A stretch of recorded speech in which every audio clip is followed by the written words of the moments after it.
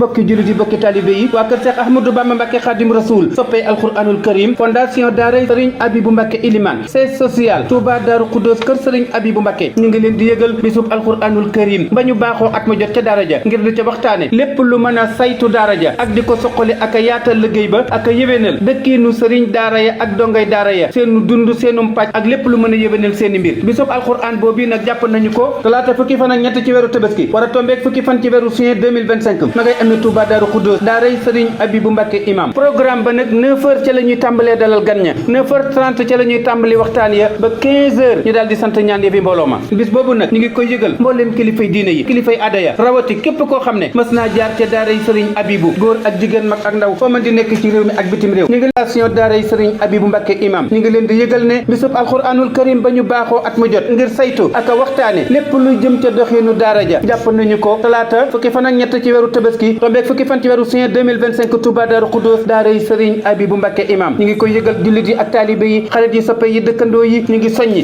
bépp dong bu ma sa jaar ca daara ja góor ak jigéen mag ak ndaw foo mën di nekk ci réew mi ak bitim réew quranul karim ay mbambulaan waaju ak si duy di faj aajo ak a fekk ay balaay fanq wépp ay quranul karim docteur la kum faj mu dal di wér ku koy jàng am barke ngërëm xéewalam yëwër quranul karim ay yoonu njub waaju tàbbi raw di yóbbal ci kuy wut ay ngërëm cër bu ñëpp naw quranul karim ay ngën di tolloo ca bay mu ñor te muy wéeru waay bay tax nga raw noon ya duñ la wor quranul karim ngay jàng jub dal di laqipal fa yàlla keneen am barke xéewal yu ànd wal la qualité fait la différence.